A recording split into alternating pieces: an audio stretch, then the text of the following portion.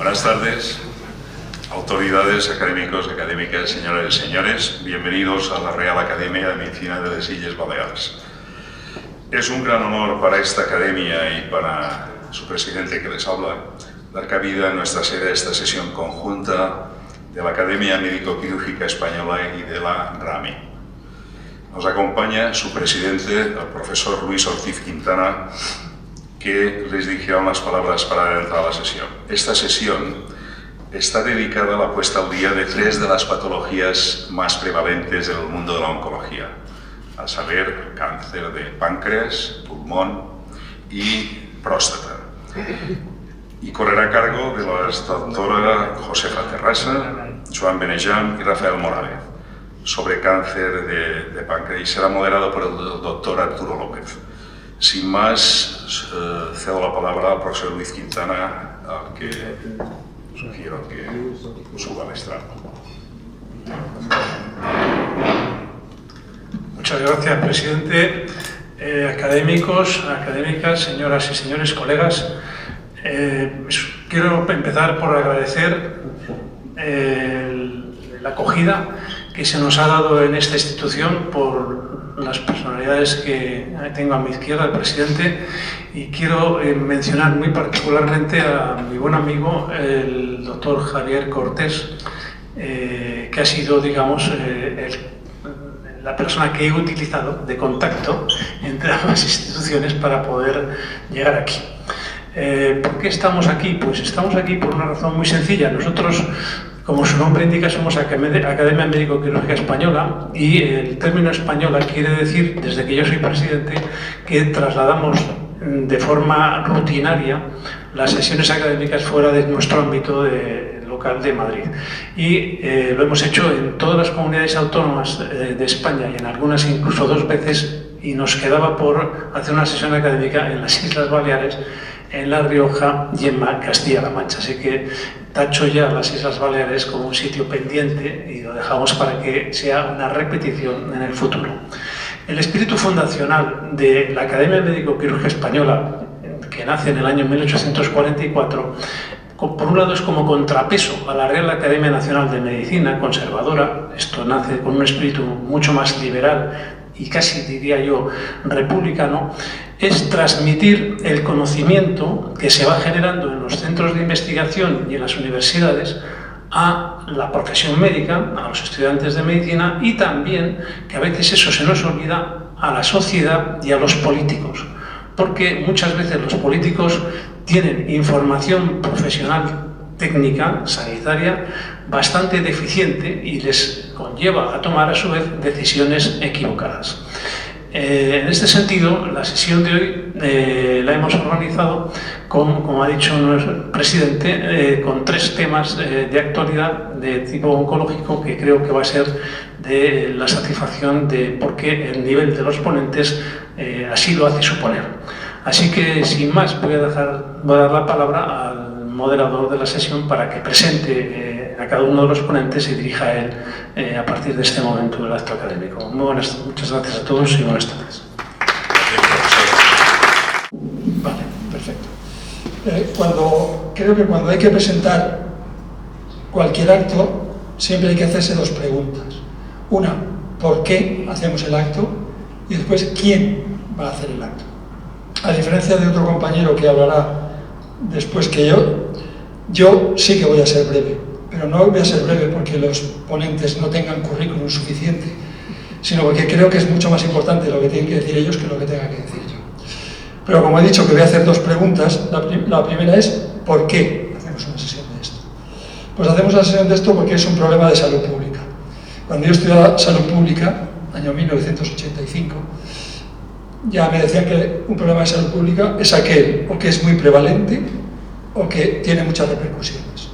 En este caso es prevalente y tiene muchas repercusiones. Por lo tanto, es un doble problema de salud pública.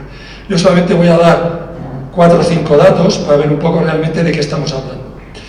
En el año 2020 se preveía que en el mundo se iban a diagnosticar 18 millones de cánceres. De esos, el cáncer de pulmón suponía más de 2 millones, un 12%, y el de páncreas, por ejemplo, también suponía alrededor de 5 millones. Entonces estamos hablando de que, que en el mundo afecta mucho. Pero como España siempre es diferente, no sabemos si en España eso ocurre o resulta que somos una excepción y aquí no tenemos problemas.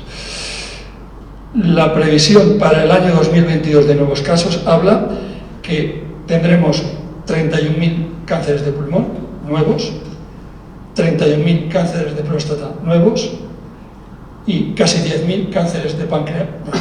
Es decir, la cosa no pinta muy bien. Y si ya hablamos de la mortalidad, pues, en fin, me voy a saltar el paso de la mortalidad porque si no, nos pondríamos todos muy tristes.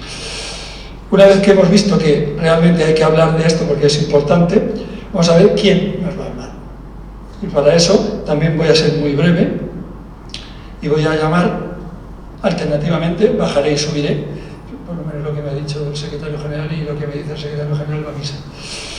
Primero, llamo al estrado a doña Josefa Sefa Terrasa, jefa del Servicio de Oncología Médica del Hospital Universitario Son Espases, para que nos hable sobre las novedades terapéutico-preventivas en el cáncer de pulmón.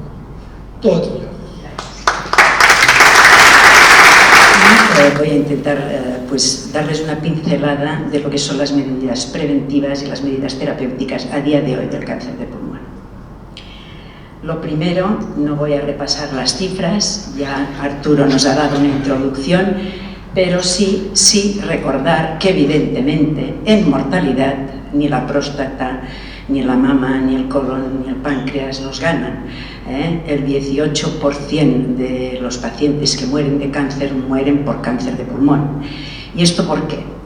Esto es porque, si se fijan ustedes, los diagnosticamos tarde. Diagnosticamos casi el 60% de los casos en que el tumor ya se ha diseminado, o bien a los ganglios linfáticos o bien a través de la sangre a otros órganos, con lo cual el pronóstico, como pueden ver en la gráfica, es deplorable. Se habla de una supervivencia global a 5 años de un 18% de los casos. Nuestra Sociedad Internacional para el Estudio del Cáncer cada X años va revisando la clasificación, y esta última, que es de hace unos años, que es la 8ª clasificación, expresa muy bien lo que significa diagnosticar tarde un cáncer de pulmón. Si ustedes miran el estadio 1A, que quiere decir un tumor de 1 centímetro, la supervivencia es del 92% a 5 años. Cuando el tumor mide ya 3 centímetros es de 77%, cuando hay ganglios locales del 60%, y así vamos disminuyendo hasta el estadio 4B, que posiblemente no haya supervivientes. ¿Cómo podemos cambiar esto? Pues evidentemente prevención primaria, que quiere decir evitar la causa etiopatogénica más importante del cáncer de pulmón, que sigue siendo el tabaco. Un 85-90% de los casos se deben al tabaco. O sea que si dejáramos de fumar, disminuiríamos la incidencia y en consecuencia seguramente disminuiríamos la mortalidad por cáncer de pulmón. Pero seguimos fumando. Hay que buscar otras maneras de atajar este problema, y una de ellas sería el diagnóstico precoz, cribado, prevención secundaria, como queramos llamar, que, como saben ustedes, en cáncer de mama y en cáncer de colon está completamente demostrada y ya completamente instaurada en nuestra sociedad. En cáncer de pulmón tenemos problemas porque no nos ponemos de acuerdo por una serie de razones. Y las iré explicando así como vayan saliendo. Hay varios estudios, este es el más importante de todos en número de personas que participaron en este estudio. Es un estudio americano que se realizó a principios de los años 2000, se randomizaron 54.000 personas aproximadamente, un 60% hombres, un 40% mujeres, se randomizaron a una rama, que era la rama experimental, era la rama de realizar un TAC de baja dosis basal al año y a los 2 años, o sea, 3 TACs en 3 años consecutivos. La rama control era con radiografía de tórax.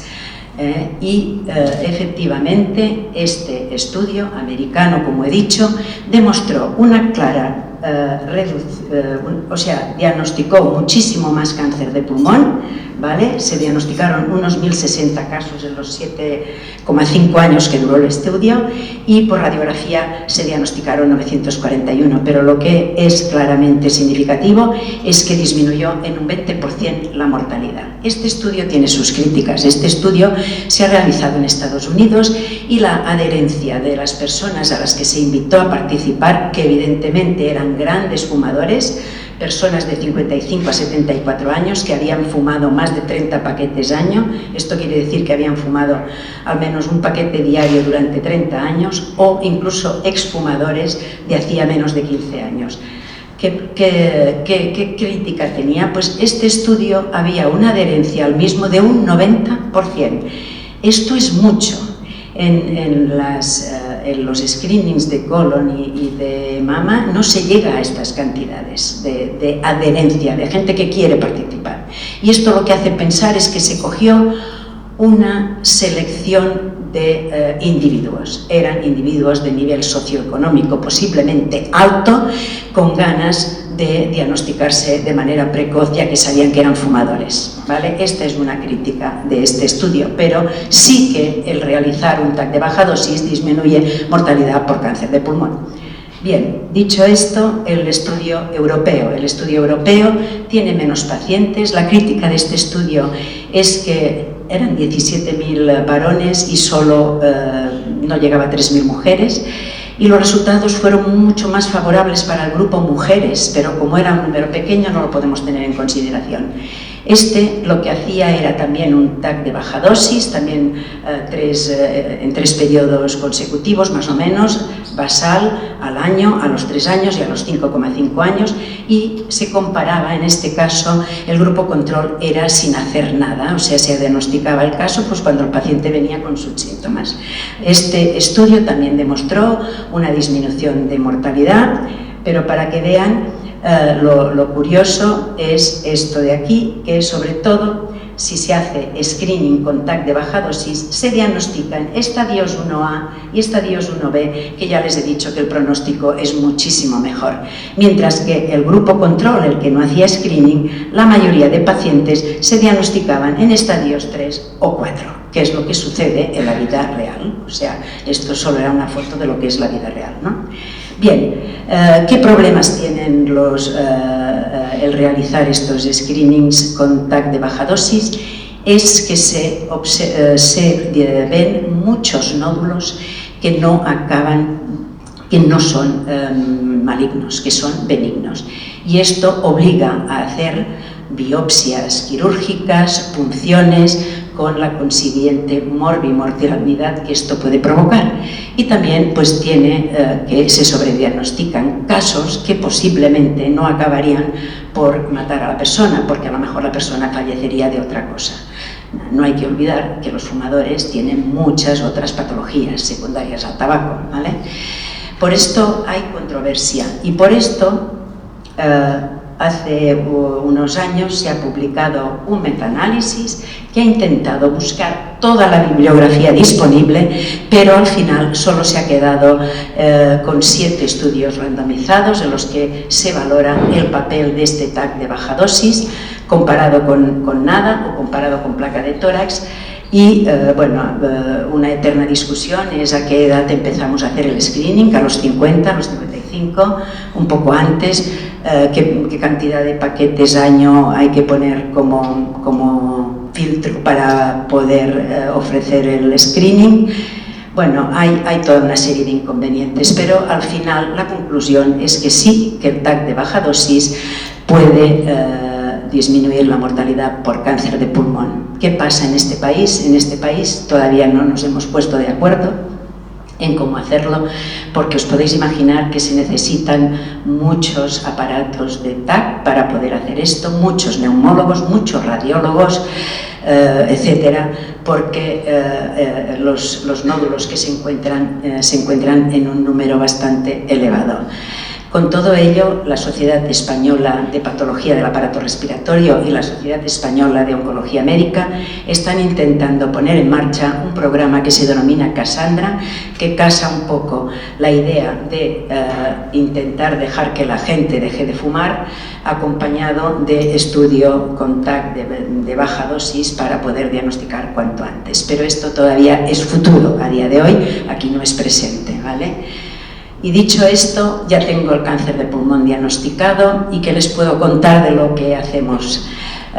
No me voy a meter mucho en el tratamiento quirúrgico ni radioterápico, pero sí, evidentemente, decir que, evidentemente, en estadios 1 y 2, el tratamiento radical por excelencia es la cirugía. Pero como han visto en la gráfica que les he presentado al principio, los porcentajes de éxito no son tan elevados a partir de unos determinados tamaños o de una afectación ganglionar y hay que hacer otras cosas. Bien, les he puesto esto porque siempre me ha hecho mucha gracia esta diapositiva, porque quiero que vean que en estos primeros 30 años apenas hubo cambios. Estábamos con el doblete de platinos, que es la quimioterapia estándar para el cáncer de pulmón hasta hace 2 días, como aquel que dice, y estábamos muy apalancados, pero a partir del 2000 aparecieron nuevas técnicas diagnósticas, el EBUS, el PET, aparecieron mejoras en la radioterapia extraordinarias, no soy yo quien para contarlas, también en cirugía torácica, etc. Pero para nosotros, los oncólogos, lo que ya fue determinante fue que empezamos a estudiar molecularmente los tumores y descubrimos que había unas alteraciones tributarias de unos tratamientos específicos y, bueno, aquí empezó una gran revolución. Como pueden ver, en menos de 15 años se triplicaron los nuevos avances en el tratamiento del cáncer de pulmón. Bueno, aquí más o menos les resumo lo que les voy a decir. Nada, una imagen de PET para que el que no está acostumbrado se anime, ver que un paciente como este, que era un estadio localmente avanzado porque presentaba su tumor y un ganglio mediastínico, se consideró un caso no quirúrgico. Este es el PET, aquí es donde, como lo ven, como brilla, ¿no? Y esto es después de recibir un tratamiento de quimio con inmuno. El paciente por PET está en respuesta completa. No la he podido comprobar porque no nos hemos atrevido a operarlo por sus pruebas funcionales respiratorias, pero he de decir que esto hoy en día lo estamos viendo y estamos los oncólogos entusiasmados. Bien, otro punto fundamental, no solo en el cáncer de pulmón, sino como seguro que Rafa también se lo dirá, es el comité, es la atención multidisciplinar. La atención multidisciplinar quiere decir que para tomar decisiones en un paciente con una neoplasia hay que hacerlo en el ámbito de un comité donde estamos todos, neumólogos, cirujanos torácicos, radioterapeuta, patólogo, etcétera, ¿vale? Y esto ya hay incluso publicaciones que insisten. En estadio 3 se ha visto claramente que la supervivencia de los la supervivencia del paciente que se ha presentado en un comité es superior al que no se ha hecho. Y el más allá de los comités de tumores son las unidades funcionales, que quiere decir que aparte de reunirnos en un comité, visitamos conjuntamente al paciente y así adelantamos tiempos. Esto es un poco el futuro del tratamiento multidisciplinar de la mayoría de los tumores. Bien. Como les he dicho, en el año 2000 estábamos con el doblete de platino, que conseguíamos unas medianas de supervivencia de 10 meses. Esto es poquísimo. Los enfermos no llegaban en estadio 4 al año, ¿vale? Esto, gracias al estudio del genoma humano y descubrir esas alteraciones moleculares que van a tener ese tratamiento específico, y a la inmunoterapia, lo hemos cambiado. Aquí tienen el pastel del cáncer de pulmón, como lo dividíamos en el año 2000, adenocarcinoma, escamoso y otros, donde estaba el microcítico, que se ha quedado un poco más estancado. Y aquí ya ven actualmente en qué subtipos podemos dividir un cáncer de pulmón, varios. Y no solo esto, no solo los dividimos, sino que los tratamos de una manera específica, hacemos lo que llamamos una medicina personalizada, a una medicina de precisión, o también lo llamamos dianas terapéuticas. Ya nuestra sociedad, ya en el 2018, la Sociedad Española de Oncología Médica, en sus guías, refleja estos 4 tipos y sus diferentes tratamientos. ¿Y qué hemos conseguido con esto? Pues les he dicho antes que hablábamos de menos de 10 meses. Pues en estos pacientes, miren, con el primer inhibidor tirosinquinasa que conseguíamos unas supervivencias de casi 32 meses. Con los actuales ya casi llegamos a los 40 meses, recuerden, en comparación a los 10. Y si hablamos de la enfermedad traslocación ALK, estos resultados todavía son mucho mejores. La mediana, con el primer inhibidor ALK, conseguimos casi 5 años de supervivencia, mediana de supervivencia, y con los nuevos pasamos de 7 años ya a día de hoy. Esto con las dianas, pero ¿y la inmuno? La inmuno, han aparecido nuevos fármacos, los inmunocheckpoints, anti-PD1 y anti-PDL1, son fármacos que consiguen desbloquear la unión que realiza el tumor con los linfocitos y conseguimos con ello unas respuestas espectaculares. Y ahora les enseñaré. Nuestra sociedad ya lo tiene posicionado también dependiendo del nivel del biomarcador, que es el biomarcador que nos orienta a poder tratar con esos fármacos inmunocheckpoints. Los resultados, como digo, hay largos supervivientes. Aquí ya nos movemos en unas supervivencias a día de hoy no tan altas como las que les he enseñado antes, pero efectivamente hay largos supervivientes, cosa que antiguamente no veíamos. Vale, les he presentado diferentes estudios con resultados a 5 y 4 años, no voy a insistir, solo es para que vean cómo vamos avanzando. Y esta sería una gráfica resumen de lo que suponen las dianas y de lo que supone la inmunoterapia. Si ustedes ven, esta línea azul es lo que conseguíamos con el tratamiento del Best Supportive Care, que sería el tratamiento de soporte. Esta es la gráfica de lo que se consigue con la quimioterapia y aquí tienen lo que se consigue con la inmunoterapia y con la terapia antidiana o target terapia. O sea, esto es lo que conseguimos en estadios 4. En oncología, siempre que sale un fármaco nuevo, primero lo ensayamos en enfermedad avanzada y sobre todo cuando ya no hay terapias a realizar, para luego irlo pasando a lo que es la primera línea, que son un poco las gráficas que les he enseñado. Pero una vez tenemos muy claro que el fármaco es eficaz en estadio 4, lo pasamos a estadios más precoces. Y esto es lo que les enseñaré a partir de ahora. Por ejemplo, esta es la gráfica del estadio 3 irresecable, que es un estadio 3 que hace años sabemos que hay que tratarlo con quimio radioradical, que al añadirle un tratamiento de inmunoterapia de consolidación hemos conseguido tener muchos más largos supervivientes. Podemos hablar de que 3 de cada 10 pacientes con enfermedad irresecable están posiblemente curados y posiblemente casi 5 viven más allá de los 4 años.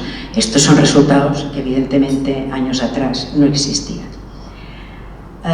Y ya por último, en lo que a la por último no, porque seguimos avanzando, ahora en el estadio 3 resecable, que teóricamente es un estadio que al ser estadio 3 la cirugía sola no vale.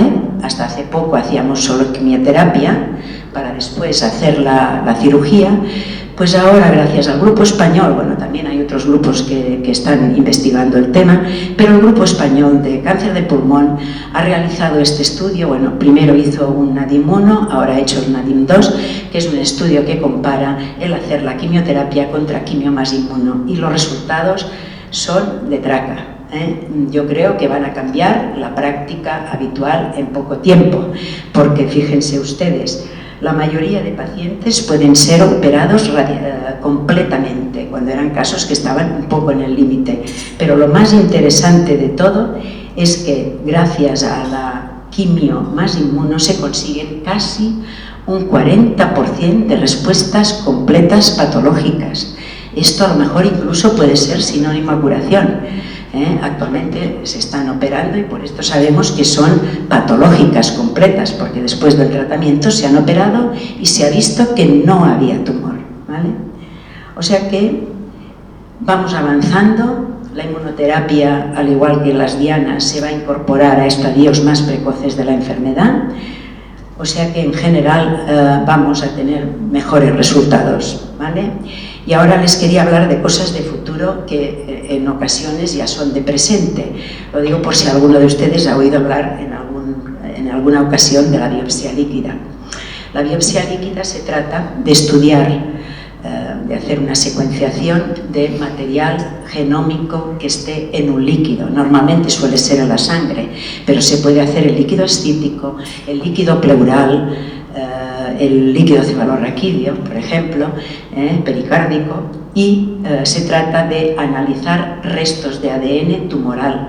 Y con esto vamos a conseguir avances como, por ejemplo, para el screening y diagnóstico precoz del cáncer. Puede que en un futuro, con ese análisis en sangre, podamos detectar partículas que nos hagan prever que ese paciente va a desarrollar o tiene ya una neoplasia. Nos puede también ayudar a diagnóstico y tratamiento. Tenemos pacientes que por motivos de la localización del tumor, que esto no lo he dicho, pero el cáncer de pulmón no es como la mama, que lo podemos tocar, el cáncer de pulmón no lo podemos tocar, no, con la broncoscopia tampoco lo vemos en casi la mayoría de los casos, son tumores generalmente periféricos, con lo cual a veces llegar al tejido, que es lo que nos da la información, es muy difícil, ¿vale? Por esto la biopsia líquida en algunos casos, sobre todo cuando tenemos ante nosotros a un paciente no fumador, nos puede dar el diagnóstico de que existe una mutación en GFR y podemos tratarlo solo con esa biopsia líquida. O sea que esto nosotros ya desde hace ya años, gracias a la doctora Obrador, que es nuestra bióloga molecular, y a Cristina Gómez, nuestra patóloga, tenemos instaurada la biopsia líquida en nuestro servicio. A día de hoy solo la utilizamos para enfermedad de GFR mutada, pero posiblemente avanzaremos más en este campo. También nos sirve para detectar resistencias y cambiar de tratamientos. Bueno, nos sirve por distintas cosas y yo creo que más utilidades le daremos. Y yo creo que con esto, no sé si me he pasado o no del tiempo, creo que con esto voy a concluir mi presentación, esperando haber abierto la puerta para que me hagan alguna pregunta. Yo creo que lo mejor que podemos hacer es animar a la gente a abandonar el hábito tabáquico. Yo en alguna ocasión había dicho que podríamos multar, como hacemos a los alcohólicos cuando conducen, pero esto no es políticamente correcto, multar al fumador. Ganas no faltan, pero creo que es verdad que nos tenemos que plantear seriamente este tema. En este país fuman ya más las mujeres que los hombres. En Estados Unidos el cáncer de pulmón, creo que lo he dicho, pero si no lo repito, ya es más frecuente que el cáncer de mama en las mujeres, con lo cual es un problema de salud pública muy importante y yo como mujer creo que debemos insistir en que abandonen el hábito tabáquico. El cribado de cáncer de pulmón con el TAC de baja dosis creo que es una buena arma preventiva, pero tiene muchos inconvenientes a día de hoy. No he hablado del coste, pero sí he hablado del coste humano y del sobreesfuerzo que significaría para la sanidad. Pero bueno, si se casa con un proyecto de animar a que dejen de fumar, pues posiblemente tenga también un importante papel. Este es el proyecto Cassandra que les he comentado. Deberíamos poder hacer secuenciación masiva a todos los cánceres de pulmón, porque ahora tenemos identificadas unas alteraciones, pero habrá más. Y insistir también en la actividad multidisciplinar. Ya han visto ustedes que las terapias dirigidas y la inmunoterapia han venido para quedarse y para ir avanzando en estadios más precoces. Necesitamos todavía biomarcadores de respuesta, porque es verdad que no todo el mundo responde a la inmunoterapia y necesitaríamos saber por qué, y eso sería pues identificando qué biomarcadores son los que participan.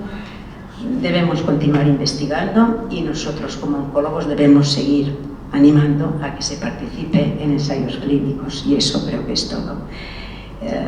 Gracias, sí, eso es todo.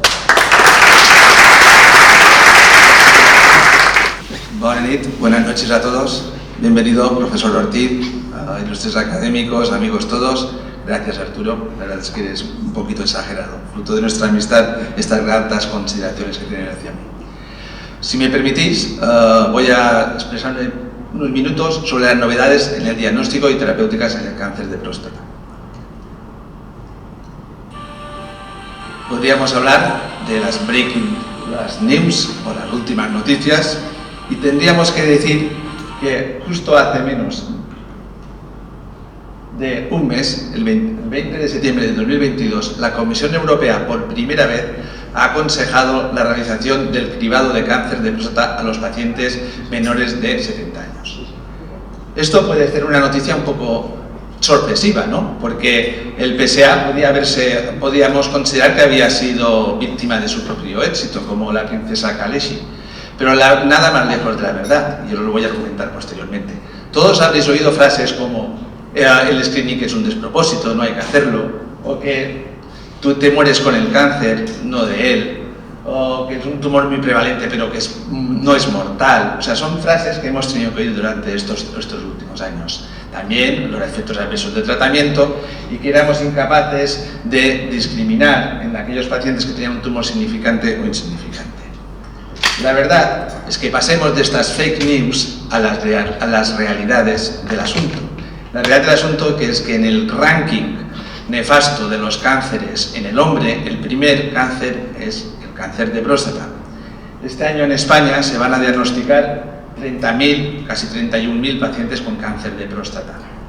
Pero no solo eso, esos tumores también producen mortalidad, hasta 6.000 pacientes van a morir de cáncer de próstata. O sea, no es que sea tan letal como otros cánceres, pero es la tercera causa de mortalidad por cáncer en los varones. Quería hacer un inciso que no tiene nada que ver con la charla, pero también podéis ver que en el top 10 de los tumores más prevalentes o más frecuentes tenemos el cáncer de vejiga y el cáncer de riñón. 60.000 pacientes al año se diagnostican de un cáncer urológico en España. Esto hace que sea una patología muy prevalente, y ahora que hemos tenido problemas con el COVID, hemos visto que los que más operábamos pacientes oncológicos en nuestro hospital éramos los urólogos. ¿Qué pasa además?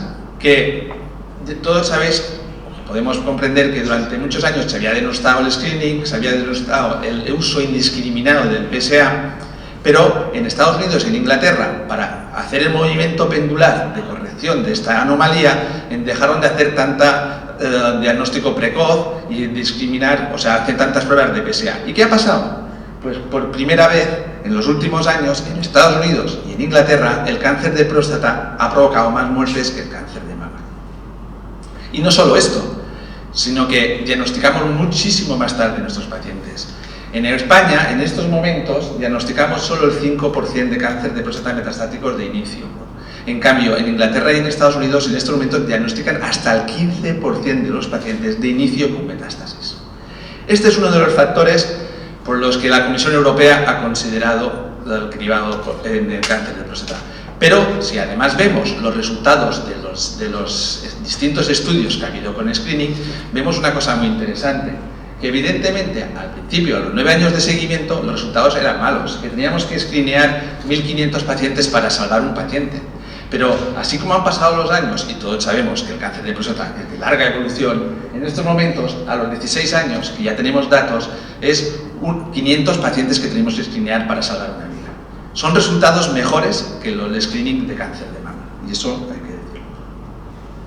La verdad, el problema era el sobrediagnóstico, pero en estos momentos somos capaces de evitar ese sobrediagnóstico. ¿Y cómo lo hacemos? Podemos reducir hasta el 70% del número de biopsias en estos momentos. ¿En base a qué? A una mejora que uso del PSA, usar los calculadores de riesgo o nuevos biomarcadores para discriminar cuando hacen biopsia, y esencialmente con el uso de la resonancia nuclear magnética.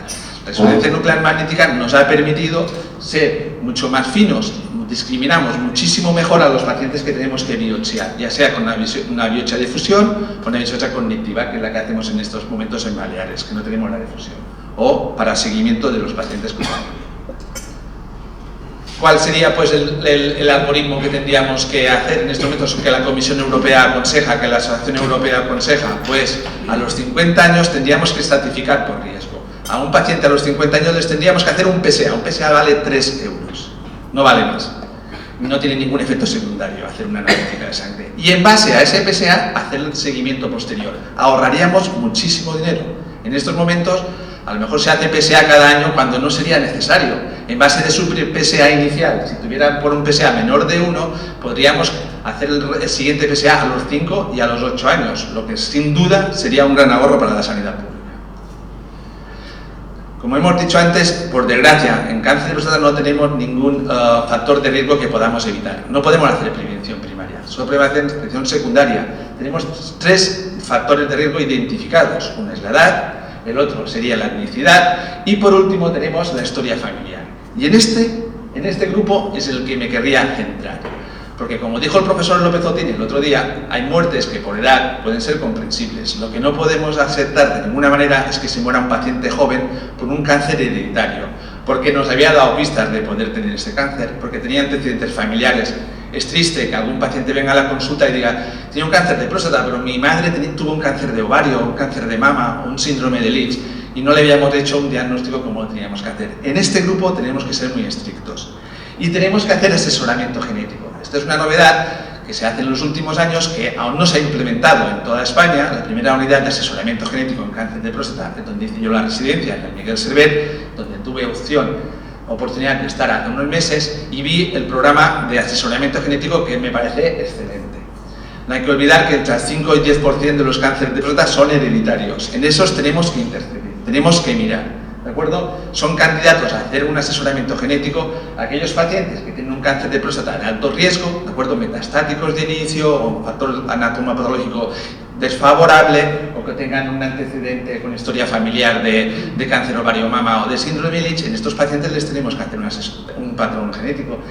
Y también tendríamos que estudiar los familiares de cáncer de próstata que tienen un cáncer de próstata menores de 60 años o que tienen también, como hemos dicho, una historia familiar de cáncer de próstata. De otros tipos de cánceres. En estos pacientes necesariamente tenemos que saber si tienen posibilidades de poder padecer un cáncer, hacer un patrón genético y en base a ellos hacer un seguimiento más diferenciado.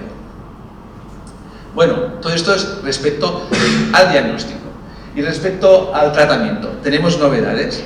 Bueno, pues yo diría que el primer mandamiento de cualquier cirujano, y especialmente los urólogos, es no sobretratarás. Es importantísimo identificar los pacientes que se puedan beneficiar de un tratamiento quirúrgico o tratamiento médico. De ahí ha salido el concepto de vigilancia activa. Vigilancia activa es un protocolo de seguimiento estricto en pacientes con un cáncer de próstata de bajo riesgo. ¿De acuerdo? En estos pacientes de bajo riesgo no lo voy a definir, Gleason de 6, pocos cilindros, PSA menor de 10. Por estos pacientes todos podréis comprender que es mucho más atractivo la vigilancia activa que hacer un tratamiento quirúrgico. Con ello nos evitaremos un sobretratamiento del 25%. Lo estamos haciendo y lo estamos haciendo bien. En estos momentos, en el 2014, solo se hacía ese protocolo de vigilancia activa en el 26% de los pacientes, pero en estos momentos casi en el 60% de los pacientes hemos identificado y hacemos este protocolo de vigilancia activa. Con eso, ¿qué nos evitamos? Cirugías, tratamientos y sufrimiento. Y respecto al tratamiento quirúrgico, ¿ha habido novedades? Bueno, esta diapositiva simplifica de que cuando yo estaba haciendo la residencia, este es el Miguel Servet, donde hice yo la residencia de urología, la única opción que teníamos quirúrgica era la cirugía abierta, con la técnica de Walsh, que fue el que preconizó la vasectomía radical abierta. Fue hasta que yo tuve que ir a Manacor en el 99 donde se empezó con la cirugía laparoscópica. Y aquí hay una historia muy bonita que demuestra, ejemplarifica que la excelencia quirúrgica no se encuentra en los grandes centros, se encuentra donde hay un buen médico. El señor Gastón era un urólogo de Burdeos, de una clínica muy pequeñita, y de manera innovadora decidió hacer la cirugía laparoscópica a sus pacientes con cáncer de próstata. Hasta en París alucinaban un poco en ese nuevo abordaje. La verdad es que ha sido un pionero que ha mejorado mucho la calidad de vida de nuestros pacientes, y a partir de la experiencia del profesor Gastón, todo el mundo en estos momentos hacemos la cirugía del cáncer de próstata por manera laparoscópica o por manera robótica, que ha aparecido recientemente. No tan recientemente, pero que ha aparecido. Primer punto, ¿hay diferencias en resultados entre cirugía abierta, cirugía laparoscópica o cirugía laparoscópica asistida por robot, como me gusta a mí llamarlo? Pues todos podéis comprender que todo depende del conductor que esté en los mandos. Si hay un buen conductor podemos tener buenos resultados, pero los resultados oncológicos, ni en la abierta, ni en la laparoscópica, ni en la robótica, son diferentes. Los oncológicos son los mismos. Lo único que puede variar es los resultados funcionales, el pectafecta que decimos, es decir, resultados oncológicos por una parte, pero comprobar también si tenemos menos tasa de disfunción eréctil o de incontinencia urinaria. Aquí hay un gran sesgo, porque siempre que se habla de las grandes ventajas de la cirugía robótica, se habla de los resultados que se tienen en centros de referencia internacionales, no los de cada sitio. Y hace poco, hace 15 días, estuve en un tribunal de tesis de una gran clínica española de referencia, donde se vio en la tesis, se habían analizado los resultados de 3 cirujanos que hacían cirugía robótica, cirugía laparoscópica, y vimos que había un gran sesgo según el cirujano, y que los resultados no eran tan excelentes como podíamos pensar. Lo que realmente condiciona los resultados de la cirugía es el cirujano que la realiza. Y esto es importante destacar. Aún así, yo tengo un sesgo. Yo soy el coordinador nacional en estos momentos de la Asociación Española de Urología, de la urología laparoscópica y robótica, y no hago robótica, ni la voy a hacer posiblemente, porque no tengo la suerte de tener un dispositivo robótico. Pero aún así, tengo que decir que el robot tiene ventajas. La mayor, bajo mi punto de vista, es que democratiza la cirugía. Dirás, oh, qué disparate, ¿cómo va a democratizar una técnica tan exclusiva, una cirugía? Pues sí, democratiza la cirugía porque es una técnica mucho más fácil de hacer la cirugía mínimamente invasiva por robot que por laparoscopia. Yo que llevo 20 años haciendo prostatectomía radical laparoscópica, pues ya tengo una cierta habilidad después de 500 casos. Pero en los centros donde no hayan desarrollado esa técnica laparoscópica, el robot les va a ayudar mucho en mejorar y acortar su curva de aprendizaje. Es lo que ha pasado en Estados Unidos. En Estados Unidos se pasó de cirugía abierta a cirugía robótica, no pasaron por laparoscopia. Y claro, les ha facilitado muchísimo su labor. O que pensemos que dentro de unos años opere un cirujano avatar desde el metaverso. No me permitáis lo que significa, pero esto es una de las opciones que puede ser factible. ¿Tenemos alternativas a la cirugía? Pues sí, hay que decirlo bien claro. Tenemos una alternativa y muy buena, que es la radioterapia. La radioterapia también ha habido grandes avances. Puede ser intensidad modulada, terapia con arcomódulo o la braquiterapia de alta tasa, baja tasa. Es una opción a considerar. Siempre hay que decir a los pacientes, tienes estas dos opciones, la cirugía o la radioterapia. Y los resultados oncológicos van a ser los mismos. Va a cambiar el decidir o no, según la preferencia del médico, o incluso también lo que debería ser más importante, la preferencia del enfermo, informándole claramente de los efectos secundarios de una técnica o de la otra. Y las terapias focales se pusieron muy de moda. Las terapias focales significaba, pues mira, si tenemos efectos secundarios extrayendo la próstata, que ya lo sabéis, que es la disfunción eréctil, la incontinencia, y si conservamos esa próstata, y si aplicamos una energía que podamos matar las células cancerígenas, una terapia focal, ya sea la crioterapia, el IFU, la electroporación, hay varias técnicas, se pusieron muy en moda y se hacen cursos, incluso congresos de terapia focal. Pues la terapia focal, no, gracias. Fuera de lo que es un ensayo clínico no se tendría que considerar. Así lo dicen clarísimamente las guías clínicas europeas. No tendríamos que considerar la terapia focal fuera de lo que fuera un ensayo clínico. Pero bueno, hasta ahora hemos hablado de las novedades en el cáncer de próstata localizado, que teníamos opción de curación. Y en el cáncer de próstata metastático, ese nefasto 5% que tenemos en España y el 15% que tienen en Inglaterra y en Estados Unidos en estos momentos por hacer una política menos estricta de seguimiento, ¿qué hacemos con estos pacientes? Bueno, ya sabemos que cuando tenemos metástasis, este hombre tendrá muy mal pronóstico, ¿de acuerdo? Pues la gran novedad que tenemos en este campo es una prueba radiológica también, medicina nuclear, el PSMA, que es el antígeno prostático de membrana, marcado con galio, que hacemos un PET-TAC, y tenemos muchísimo mejor sensibilidad y especificidad a las pruebas que realizábamos hasta ahora, que eran el gamma grafía ósea, o el TAC, o el pentacolina. La verdad es que con esa nueva modalidad diagnóstica podemos hacer un diagnóstico de la metástasis muchísimo más precoz. Podemos detectar micrometástasis que antes no detectábamos con las pruebas radiológicas convencionales. Pero no solo eso, tenemos una nueva modalidad de tratamiento, y es una palabra que ha quedado olas con esta palabra. Si no la habéis oído nunca, la vais a oír muchísimas veces. Es la teragnosis. Teragnosis es la posibilidad de tratar estas pequeñas micrometástasis con el marcado, el PSMA, con el lutecio o el tecnecio, lo marcamos y esa sustancia se asocia a las células cancerígenas y podemos luchar contra la enfermedad. Es un concepto que, como podéis ver aquí en esta diapositiva, después de un paciente con un PSA de 400, después de darle el lutecio, ha pasado a ser un PSA indetectable. Es una nueva modalidad de tratamiento, está en investigación, está en fase experimental, pero la teragnosis, sin duda, es un campo del futuro. ¿Y el tratamiento médico? ¿Qué novedades tenemos? Bueno, no hay ninguna charla de urologo que se precie que no ponga la foto de este señor, porque solo tenemos un premio Nobel de urología, de este señor, Charles Huggins, lo tenemos que poner en toda la charla. Si no lo ponemos, la charla es la hemos dado mal. Este señor es el único urólogo que es un premio Nobel. En el 1966 dijo clarísimamente que el cáncer de próstata era hormonodependiente, ¿de acuerdo? Que haciendo una castración hormonal conseguíamos controlar ese, ¿de acuerdo? Eso fue una novedad, imagínate, ya hace más de 50 años, ¿de acuerdo? Pero que ha condicionado que hayamos tenido muy buenos resultados en pacientes que tenían metástasis, que les podíamos dar el tratamiento hormonal, ¿de acuerdo? Pero, ¿qué pasaba? Que después del tratamiento hormonal se hacían resistentes a ese tratamiento hormonal, ¿de acuerdo? Y aquí ya nos quedamos vencidos. Teníamos la posibilidad de ketonaconazol, estramostina, distintos fármacos con grandes efectos secundarios para tratar a estos pacientes que se habían hecho resistentes al tratamiento análogo a LHRH, para bloquear la síntesis de testosterona. Y también buenos resultados normales, no muy buenos con la quimioterapia, asociados a gran toxicidad, y la revolución vino un poquito con los nuevos tratamientos antiandrógenos orales que han aparecido recientemente en el mercado, no tan recientemente, porque la viraterona lleva 10 años, está a punto de ser genérico, en breves meses la viraterona será un fármaco genérico, pero a la viraterona ha salido la palutamida, distintas moléculas que nos ayudan a prolongar la supervivencia de estos pacientes, porque cuando se hacían resistentes a la castración, cuando el tratamiento con análogos ya no era eficaz en estos pacientes, tenían una supervivencia de 2 años.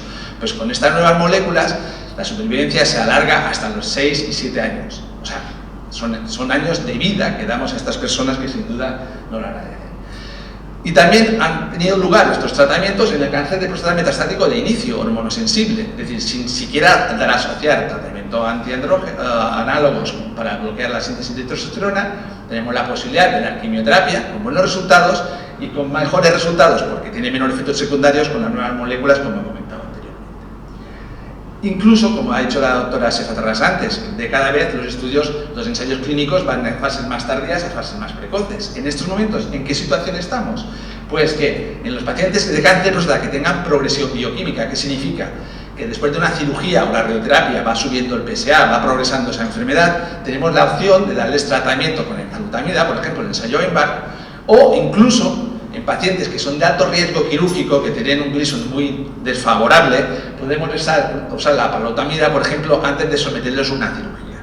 Esto, por ejemplo, lo estamos haciendo en nuestro hospital ahora mismo, en un ensayo clínico, que estamos incluyendo pacientes de alto riesgo, les damos la palutamida, unos chirros, ¿no? Claro, un doble ciego, y los sometemos a una cirugía y ver si con este tratamiento neoadyuvante conseguiremos mejores resultados.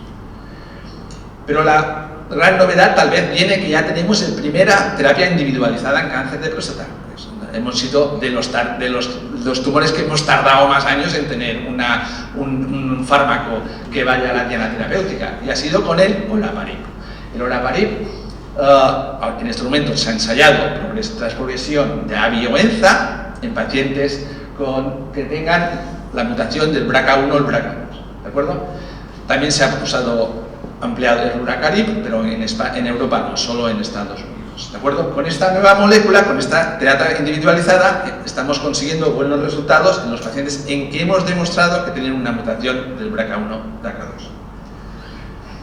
Bueno, para acabar ya, he comentado las novedades que ha habido en el diagnóstico y en la terapéutica en los últimos años. Nos podemos satisfacer de los urólogos y todos los médicos que participamos en el proceso oncológico de un cáncer de próstata, de que hemos mejorado la supervivencia en un 90% en los últimos años en cáncer de próstata, solo por debajo del tiroides. Yo creo que es una cosa que nos tendría que satisfacer a todos.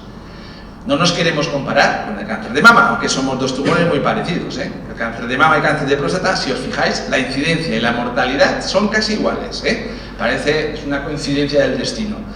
Pero todos podremos comprender que el screening de cáncer de mama está mucho más asimilado en la población y en la opinión pública, y el screening de cáncer de próstata ahora parece que con las recomendaciones de la Comisión Europea se va a desarrollar más, pero sin duda es un campo a crecer. Porque la verdad es que nos queda mucho por hacer, aunque ya hemos hecho mucho, que es un esfuerzo colectivo de todos los médicos que participamos en el proceso del cáncer de próstata. Empecemos con anatomopatólogos, radiólogos, medicina nuclear, genetistas, urólogos, oncólogos, y en que todos tenemos que avanzar juntos para conseguir los mejores resultados. Muchas gracias. Buenas tardes. Muchísimas gracias, Javier, muchísimas gracias, señor presidente, y muchas gracias a todos vosotros por estar aquí aguantando como unos campeones en esta sesión dura y a veces con tintes dramáticos. La verdad es que ser el último de las presentaciones es un estrés mayor, y gracias, Arturo, por la presión ahí mantenida. Bien, en los próximos 15 minutos, voy a intentar atenerme al tiempo, vamos a plantear pues las novedades, efectivamente, que ha habido en relación a este cáncer que, como vais a ver, es un cáncer desde luego nuestra especialidad, el más dramático. La incidencia, ya hemos hablado, se ha hablado en estas sesiones previas. Lo único que merece la pena saber es que es un tipo de tumor que está aumentando, aumenta un 10% en los últimos años y tiene una mayor incidencia en el primer tiempo. Hay una serie de factores que son predisponentes. Estos son conocidos desde hace ya mucho tiempo, factores clínicos sociales como la diabetes, la obesidad, el tabaco, la pancreatitis crónica, y un tipo de tumor que se ha conocido hace relativamente poco tiempo, unos 20 años, que son los tumores de los que hablaremos enseguida, tumores papilares mucinosos intraductores, que están sirviendo como auténticos precursores del cáncer de páncreas. Pero si nos damos cuenta, ya se están hablando de en torno a un 15% de los pacientes con cáncer de páncreas, pacientes que tienen algún tipo de mutación genética en forma de síndrome de Peutz-Jeghers, síndrome de cáncer ovario o mama, melanoma típico familiar o el síndrome de Lynch, del que se ha hablado también en las presentaciones anteriores. Esta es una proyección de muerte por cáncer, y vemos como en el año 2020 el cáncer de páncreas ocupaba el tercer puesto, y la previsión es que para el año 2030, incluso probablemente antes, sea la segunda causa de muerte por tumor más frecuente. ¿Por qué? Por dos razones fundamentales. Una, en primer lugar, por su resistencia al tratamiento, sobre todo al tratamiento con quimioterapia, y en segundo lugar, por su elevada, mejor dicho, su progresiva incidencia. Si tenemos una perspectiva amplia, lo bueno de cumplir años es que uno va teniendo una proyección y una perspectiva pues cada vez mayor. Vemos como en los años 80 la mortalidad quirúrgica, me refiero, estaba en torno al 30%, más del 30%, con una supervivencia que llegaba a los 10 meses nada más, esto en pacientes intervenidos, pacientes en los que se conseguía la resección quirúrgica, pero con una tasa de resecabilidad en torno al 10%. Esto en los años 80. Esto generó, y todos los que nos hemos dedicado a este tipo de tumores, generó un nihilismo terapéutico feroz por parte tanto del mundo oncológico como del mundo quirúrgico, hasta el punto de que prácticamente un paciente que llegaba a una consulta a un comité de tumores, entonces no había comités de tumores, una consulta con un cáncer de páncreas casi era desechado. Esta es una imagen 3D que pretende reflejar la complejidad de este órgano.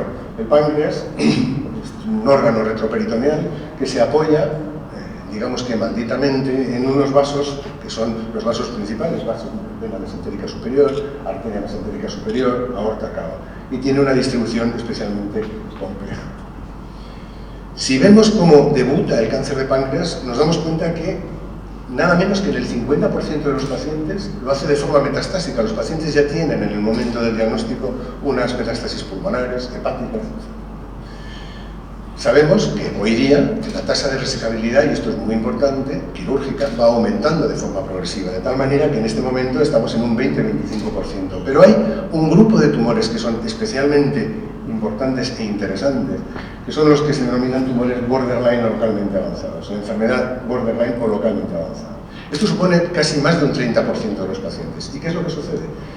Pues lo que sucede es que se asocian, este tipo de tumores son aquellos que hacen una infiltración vascular, porque normalmente el cáncer de páncreas se asienta con mayor frecuencia en la cabeza, y fíjense dónde está la cabeza situada, es decir, justo encima de esos vasos a los que me refería antes.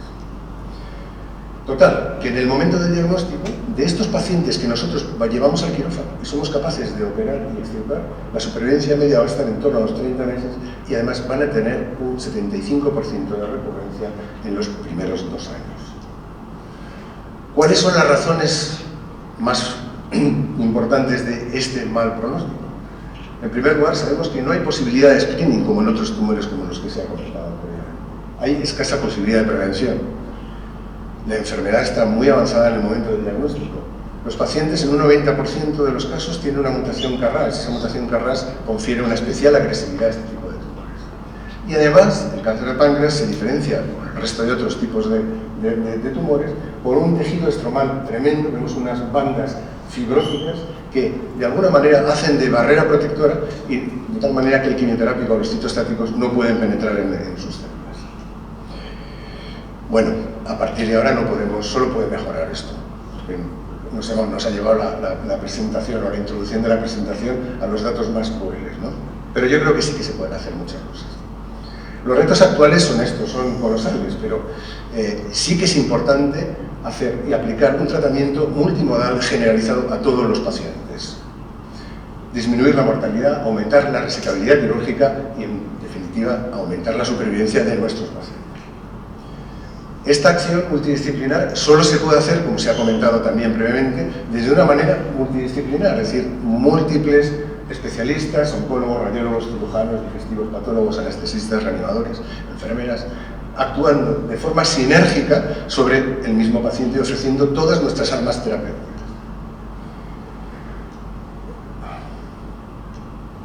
¿Se ha quedado sin pilas tú? ¿Y Gaby? Es que no puedo poner más menos.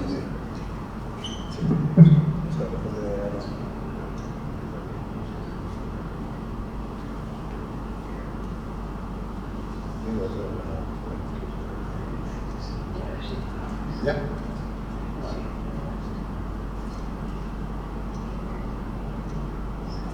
Sí, perfecto.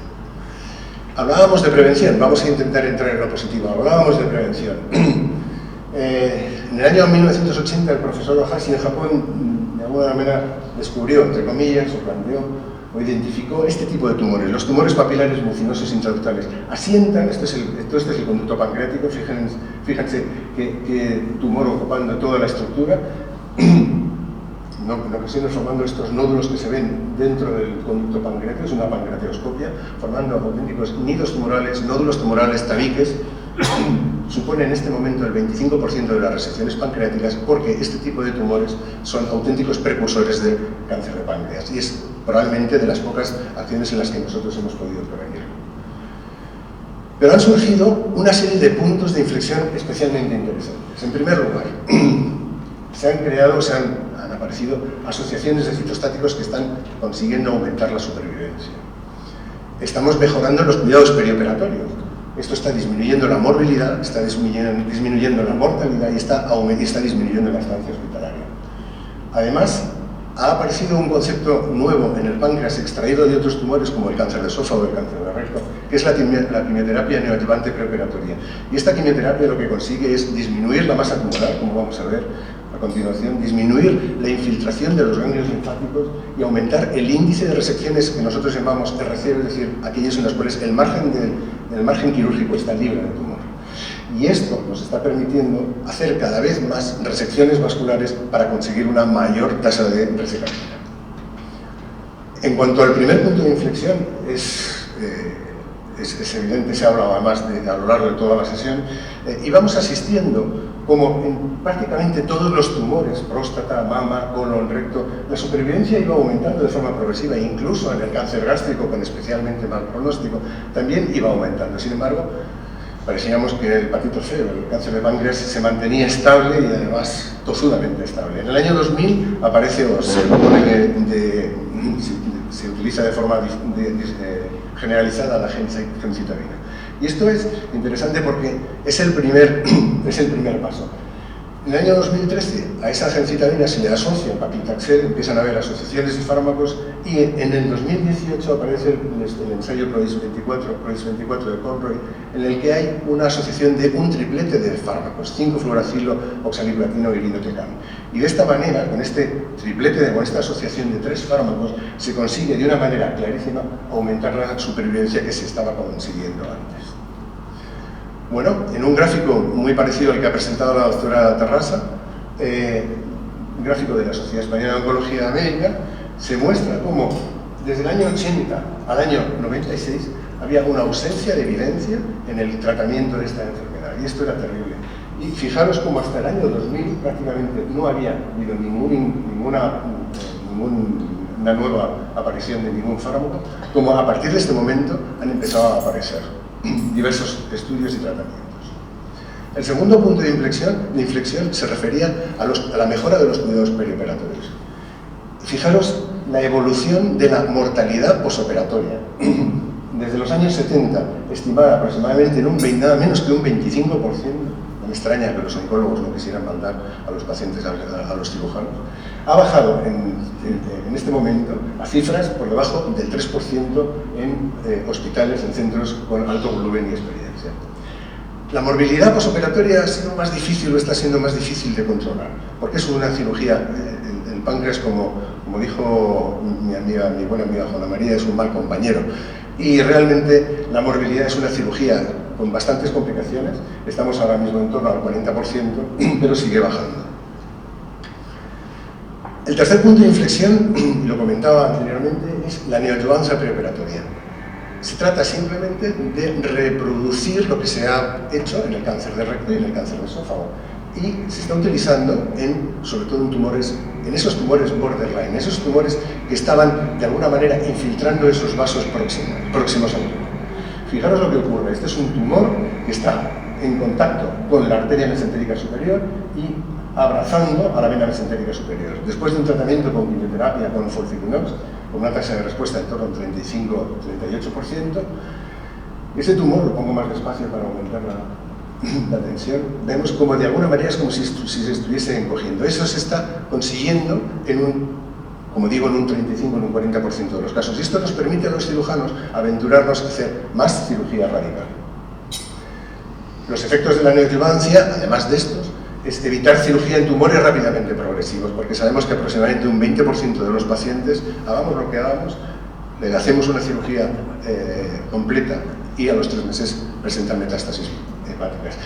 El hacer la quimioterapia neoadjuvante nos permite evitar cirugía en estos pacientes.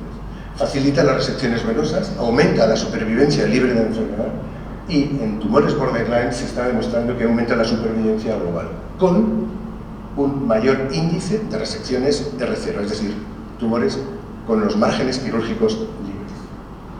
Porque es fundamental llegar a esto. Vemos cómo cuando los tumores tienen un margen de afectación del borde, la supervivencia disminuye de una manera muy significativa. Esta es la obsesión por parte de todos los cirujanos de conseguir márgenes libres. Por eso tenemos que ser especialmente cuidadosos al operar, al tratar el margen venoso y el margen arterial, que es el margen arterial de la arteria mesentérica superior, que es el más complejo de tratar. Entonces tenemos que intentar ir de alguna manera alejándonos de los vasos, y en el caso de que ese tumor nos lo encontremos afectando sobre todo a las venas, la vena mesentérica superior o la porta, plantearnos una resección vascular, que es donde vamos a entrar en el capítulo siguiente. Esto nos obliga, lógicamente, a ser mucho más precisos, a ser más radicales y, desde luego, nos obliga a hacer cirugías mucho más extendidas y más complejas.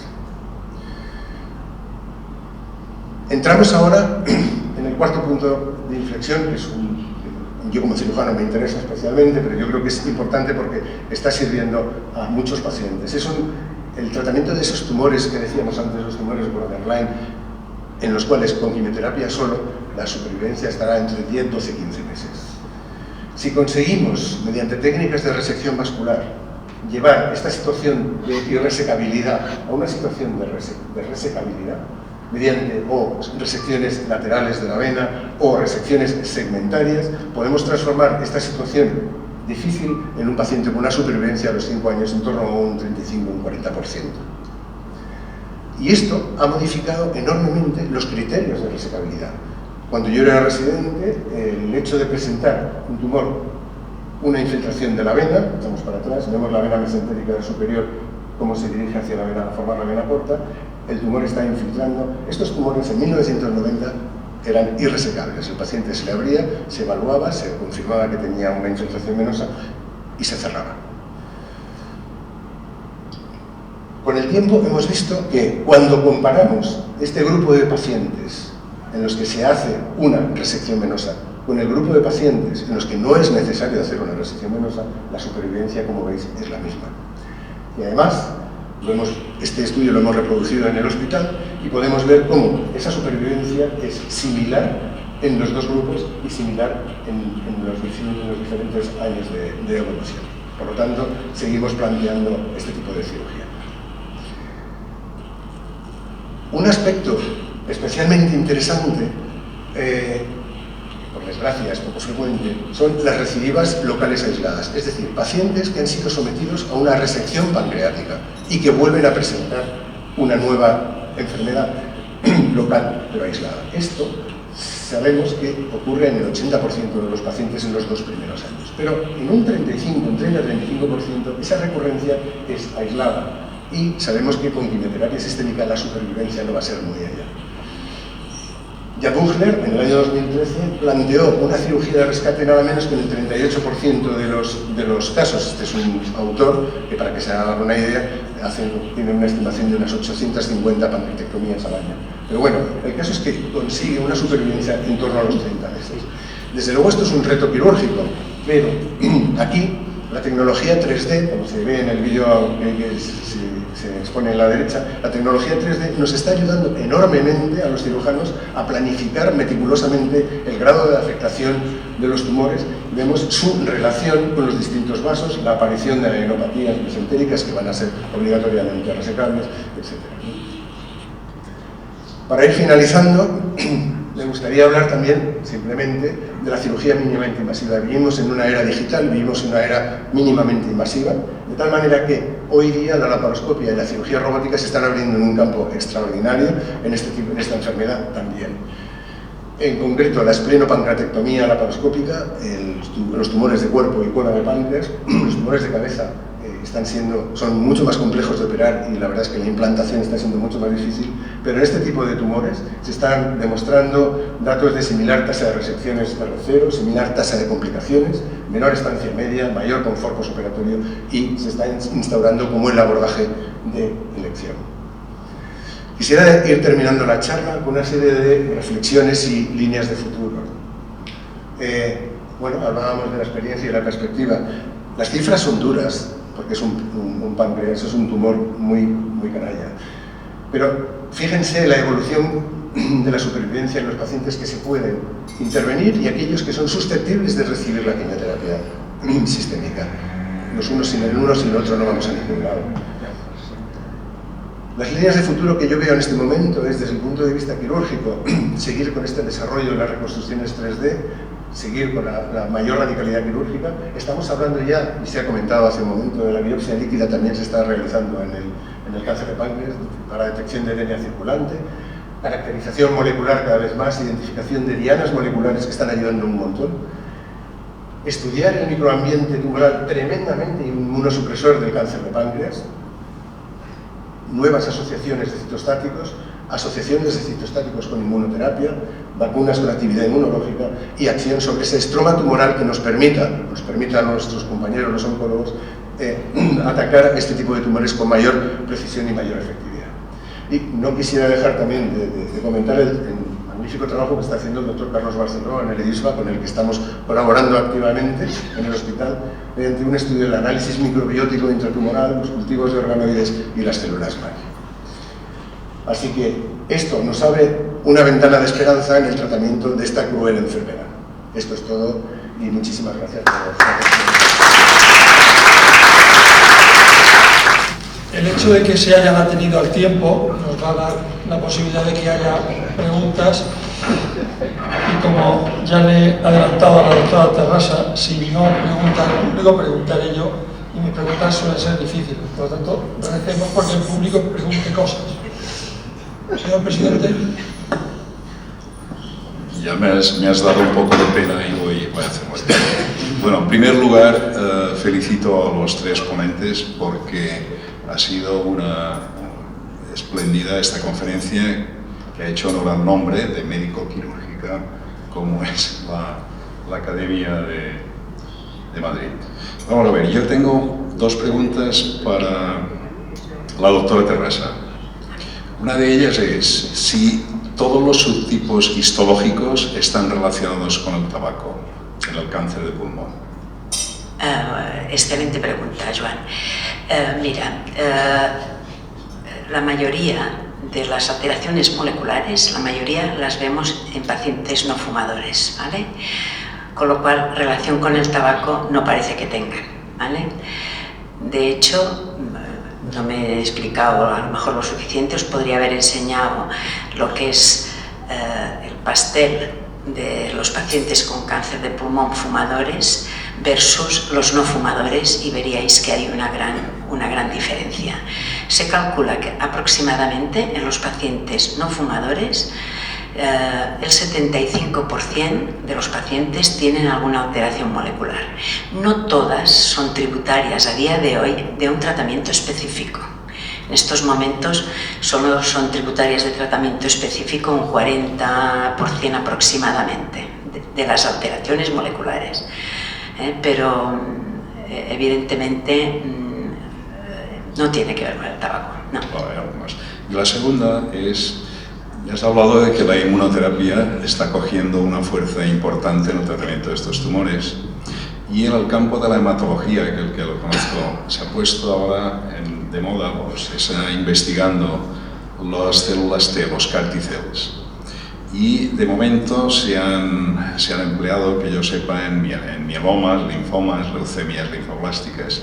¿Hay algún estudio, algún ensayo clínico en el cual se pretenda estudiar la acción de estos linfocitos alterados genéticamente para el tratamiento del cáncer de pulmón y otros tumores también? Yo en cáncer de pulmón todavía claramente que tenga conocimiento no, pero en otros tumores sí. Por ejemplo, en melanoma, no sé si en alguno más. En cáncer de pulmón, bajo mi punto de vista, no conozco ninguno. Desde luego el Grupo Español de Cáncer de Pulmón, que es el grupo al que pertenezco y con el que participo en ensayos clínicos, no tiene ninguno. Yo creo que es un campo todavía muy hematológico, más que para tumores sólidos. Muchas gracias. ¿Alguna pregunta más en el público? Bueno, pues yo haría primero una reflexión sobre el cáncer de pulmón. Una de las diapositivas que has puesto estaba el nombre de Richard Doll, que ya en los años 50 fue el primero que se atrevió a decir que el cáncer de pulmón estaba relacionado directamente con el tabaco. Claro, una sociedad que 70 años después sigue fumando es una cosa que nos tendríamos que plantear. O sea, a lo mejor los otros cánceres hay determinados factores de riesgo que se han descubierto más recientemente. El tabaco lleva 70 años y hemos visto que hasta que no se han hecho leyes impositivas, pues la prevalencia no ha bajado. Sin embargo, ya creo que hemos tocado suelo en lo que es la disminución de la prevalencia del tabaquismo, incluso parece que empieza a repuntar un poco. ¿Cómo es posible que 70 años después de saber que el tabaco es el responsable mayoritario de los cánceres de pulmón, no tengamos un marcador, digamos, predictivo como puede ser el PSA? Y estemos ahora empezando a hablar de biopsias líquidas y cosas, cuando no digo que sea fácil, seguramente no es fácil porque no se ha hecho, pero con los cientos de millones de muertos que ha habido, no hemos sido capaces de descubrir un marcador, entre comillas, sencillo, aunque sobreestime. Porque claro, lo que nos has planteado de las TAC debajo, mi ex mujer es radióloga, y sí, yo me estaba imaginando que a ella se le plantee que tienen que hacer tags de baja, bueno, vamos, si no se divorció de mí en su momento, que lo hizo, pues lo haría en este momento, ¿no? Si yo fuera el que plantee eso. Entonces, ¿por qué no hemos sido capaces de encontrar? ¿Por qué? No sé si ya te he dicho que las preguntas son difíciles. No, esta es dificilísima, no sé por dónde darle, ¿no? Yo te diría que es que incluso nos cuesta encontrar biomarcadores para valorar factores predictivos de respuesta y factores pronóstico como para diagnosticar. Yo confío que llegaremos a ello con el desarrollo de la biología molecular. Evidentemente llegaremos a encontrar alguna partícula que nos dé luz en esto.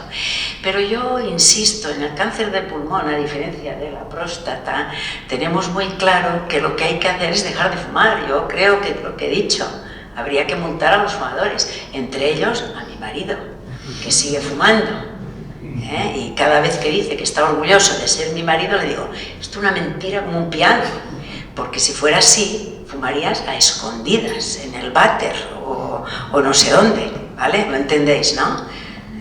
Y como esto, médicos, también hay médicos que siguen fumando, porque claro, que deje, o sea, que fume la gente, yo qué sé, de la calle, para hablar así, pero incluso médicos. Y yo he visto oncólogos también fumando, es verdad que de cada vez somos menos, ¿Vale? Doctor Cortés.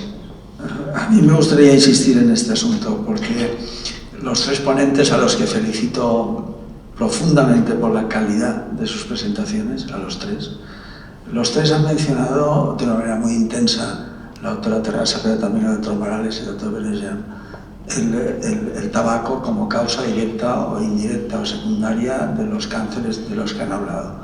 No perdamos de vista que el 30% de los cánceres que sufrimos, el 30%, 1 de cada 3, está relacionado directamente o indirectamente con el consumo de tabaco. Entonces creo que es importante la deshabituación y ayudar a que el fumador deje de fumar, pero creo que es mucho más importante educar para que no se empiece. Es mucho más fácil educar para que no se empiece que deshabituar. Y este es un trabajo educativo en el que tiene que haber un gran esfuerzo colectivo de toda la sociedad, desde el punto de vista médico, desde el punto de vista político, desde el punto de vista educativo, desde el punto de vista económico, para que la educación capitalice la falta de inicio en el consumo de tabaco. En este momento hay un repunte muy importante del consumo de tabaco en Europa Occidental, en gente de menos de 18 años y especialmente en mujeres de menos de 18 años que fuman más que los hombres. Entonces, creo que yo estoy de acuerdo en que lo que hay que hacer es ayudar a que el fumador deje de fumar, a desintoxicarle, pero creo que es prioritaria la educación y evitar que se empiece a fumar. Es un punto de vista. Gracias. Creo que en ese punto tenemos aquí al señor Miguel Aguiló, que es un especialista en deshabituación tabaquera, y creo que seguro que está muy de acuerdo contigo. Creo que lo que tenemos que hacer es plantearnos que cualquier profesional sanitario tiene que incidir en esto. Si no es con una intervención directa, por lo menos con un consejo médico, que se ha visto que tiene mucha utilidad. Ahora yo le voy a hacer una pregunta al segundo personaje de Manacor más influyente de este país, que es, y además me alegra que hayas comentado una cosa, porque de alguna manera me refrenda que las críticas que tuvimos en su momento eran infundadas. Yo soy profesional de salud laboral y nosotros en su momento hacíamos cribados con PSA. Nos llamaron de todo, menos guapos nos llamaron absolutamente de todo. La pregunta es muy directa. ¿Es útil hacer cribados en salud laboral con PSA? No como nos hacíamos nosotros, que era que cada vez que venía cada año lo hacíamos, sino determinar según el nivel la periodicidad del cribado y, sobre todo, que un profesional reputado nos diga si es o no es útil hacer cribado. Bueno, gracias por la pregunta, porque realmente este es un concepto que tenemos que dejar claro. La verdad es que ahorraría muchísimo estratificar por riesgo. Es decir, a los 50 años deberíamos hacer un PSA y un tacto rectal, porque hay que olvidar que en un 18% de los casos no detectas con el PSA el cáncer que pueda estar a ver y que lo detectas con el tacto rectal. Pero con esa simple maniobra, que es un guante con un poco de vaselina y una determinación analítica que vale 2-3 euros, cribas por riesgo. Es decir, si este paciente a los 50 años tiene un PSA menor de 1, ya le puedes decir, usted olvídese, hasta dentro de 8 años no le puedo ver. Hasta dentro de 8 años no le quiero ver. Usted tiene muy pocas posibilidades de tener un cáncer de próstata.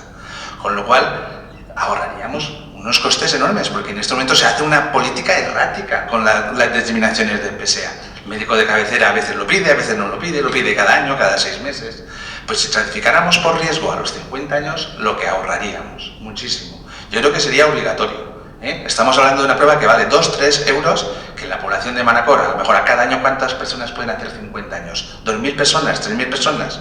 Pues se le hace un PSA y en base a eso se certifica por riesgo. Menor de 1% hasta dentro de 8 años no venga. Entre 1 y 3 tenemos que repetir el PSA dentro de 3 años. Entre 3 y 10 las calculadoras de riesgo y en caso necesario resonancia. Con eso, ¿qué evitamos? Sobrediagnóstico. Que no es tan preocupante el sobrediagnóstico, lo preocupante es el sobretratamiento. Pero con eso evitamos muchas biopsias innecesarias.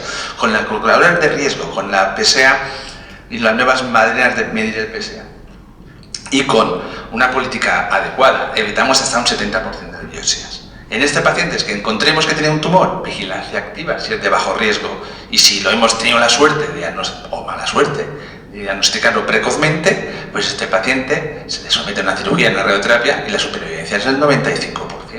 O sea, es que yo creo que es de cajón. De hecho, la Comisión Europea ha cogido el guante, aconseja el cribado de cáncer de colon, cáncer de mama y el cáncer de próstata, lo ha añadido el 20 de septiembre, en pacientes menores de 70 años y con el uso de las calculadoras de riesgo y con la resonancia nuclear para discriminar las biopsias a realizar o no. Perfecto. Para el doctor Morales, yo recuerdo que desde que yo estudiaba medicina, que ya hace, como decían los mallorquines, un par de años, el cáncer de páncreas ha tenido muy mala fama.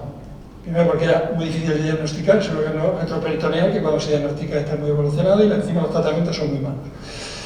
Además, hace unos años tuvimos la mala suerte, por lo menos para mí, que me gustaba, que una folclórica como Rocío Jurado tuvo un cáncer de páncreas y dijeron, bueno, se va a Estados Unidos, a la Anderson, y allí la van a curar. Y vieron que pese a todo el dinero del mundo, la gente se moría por el cáncer de páncreas.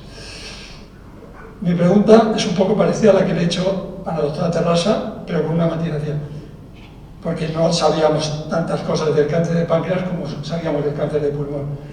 ¿Hay alguna, aparte de la biopsia líquida, que eso parece un poco ciencia ficción por el momento, me refiero a ciencia ficción para lo que es la clínica habitual, ¿hay alguna posibilidad o se está estudiando algún PSA del páncreas que tú sepas? Bueno, esa también es algo mala leche, la pregunta. No, es una pregunta que es lógica, ¿no? Pero casi la respuesta va a ser la misma, ¿no? En este momento no hay un sistema de cribado, sí que hay determinados marcadores tumorales, el CA19-9 es el más conocido, pero que no discriminan para el diagnóstico, sí para el seguimiento en el tratamiento oncológico y quirúrgico. En este momento hay unas líneas de investigación, lo de la biopsia líquida, el páncreas todavía no acaba de tirar para adelante, pero se sigue trabajando. Yo, sinceramente, aquí está, en la sala está la doctora Mónica Guillot, que tiene una experiencia enorme en esto, porque ha sido una de las que ha puesto en marcha la biopsia, el estudio de biopsia líquida en el hospital. Yo sigo teniendo esperanzas en ellos. El hecho, por ejemplo, lo he comentado un poco de pasada por no extenderme, pero el hecho de ir identificando a aquellos pacientes que tienen tumores papilares mucinosos e intraductales es muy importante, porque estos son auténticos precursores. Y de hecho, como he planteado antes, nada menos que un 25% de las pancreatectomías que estamos haciendo en este momento son sobre este tipo de tumores. Son tumores benignos, precursores, pero que estamos impidiendo que se desarrollen un cáncer de páncreas en el futuro. A fecha de hoy, en este momento, no hay ningún sistema de screening y detección precoz, desgraciadamente, pero bueno, hay que seguir trabajando. ¿Y a medio o largo plazo tú ves un cribado, como puede ser el de cáncer de colon o el de mama, Yo hoy día todavía no. ¿Me dejas intervenir, Arturo? Sí, por supuesto. Vale. No me digas que me dais permiso para eso. Yo, y lo ha dicho el doctor Benejan, ha hablado de que hay familias cáncer hereditario. Las familias que son portadoras de la mutación de BRCA1 y BRCA2, aparte de poder desarrollar cáncer de mama, cáncer de ovario, cáncer de colon, pueden desarrollar cáncer de próstata y pueden desarrollar cáncer de páncreas. Nosotros disponemos en el hospital de una unidad de cáncer hereditario que las familias que cumplen criterios de riesgo son estudiadas, y si en estas familias existen portadores de BRCA, posiblemente son familias o pacientes, pacientes no, personas, porque todavía son personas, que sí que deben someterse a algún tipo de control o screening de determinadas neoplasias. Esos casos sí que hay que estudiarlos, ¿eh? Lo digo porque es un apunte a lo que decíamos tanto por un lado como por el otro. Doctor Cortés. Yo quisiera hacer una reflexión que quisiera compartir con mis tres compañeros y especialmente con el doctor Morales.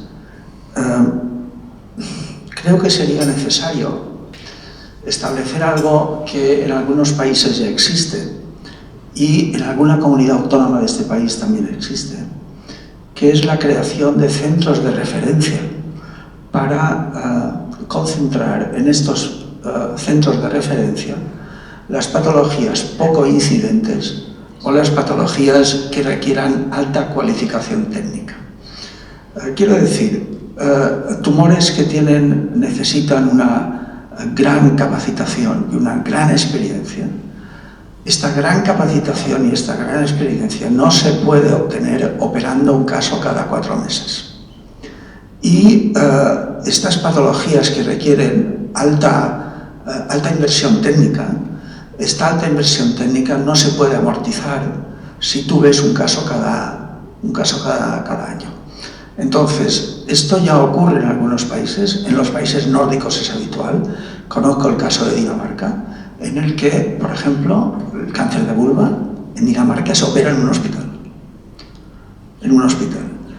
Yo me pregunto, y lo digo aquí en sede académica, los 4 o 5 cánceres de vulva, y perdona que hable de ginecología, porque es lo que, en fin, los 4 o 5 cánceres de vulva que se diagnostican cada año en Baleares, hay no menos de 7 hospitales que se declaran capaces de operar un cáncer de vulva. Pueden pasar años hasta que un ginecólogo no vea un cáncer de vulva. ¿Con qué calidad lo va a operar? En el caso del cáncer de páncreas, Rafael, ¿tú no crees que sería importante que se procediera a una reflexión y se generara una decisión para que el cáncer de páncreas, con la complejidad terapéutica y diagnóstica que tú has mostrado, se centrara en un hospital en esta comunidad autónoma, que centrara el diagnóstico y el tratamiento de todos los casos? Es una pregunta. Está muy bien, ¿eh? Pues que es la guinda a la presentación.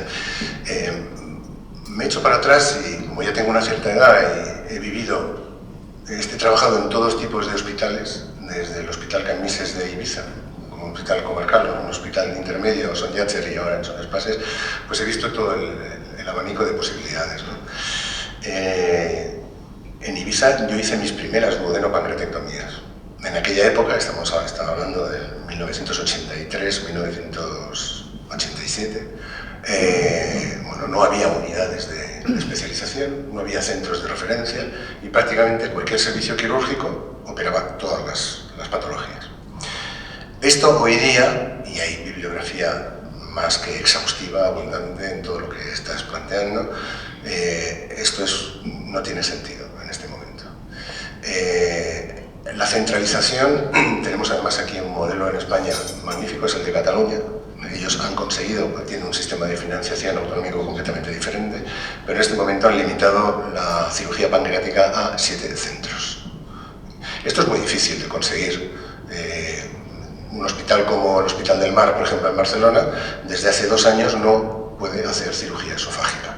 Y esto es una píldora que se tiene que tragar un jefe de servicio con los egos que hay en el mundo quirúrgico, que todos sabemos.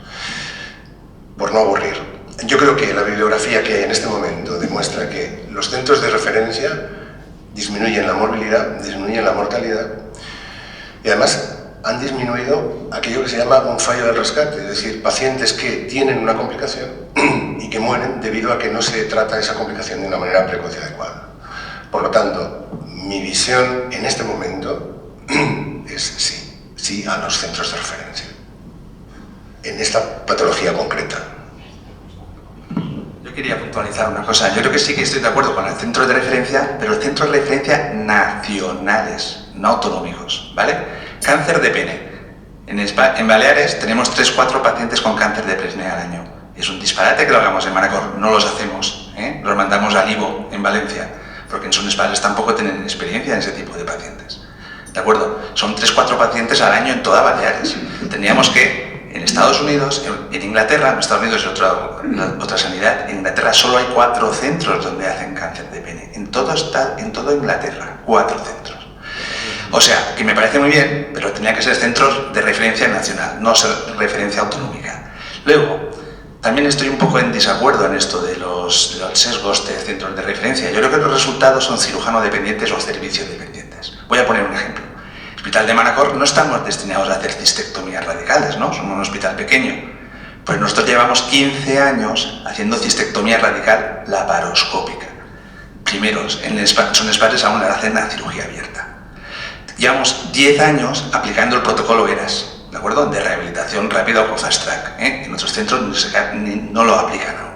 Es decir, que la excelencia quirúrgica, siempre que tengas pacientes para operar, evidentemente tenemos 10-15 pacientes al año para hacer cistectomía, no necesitas más.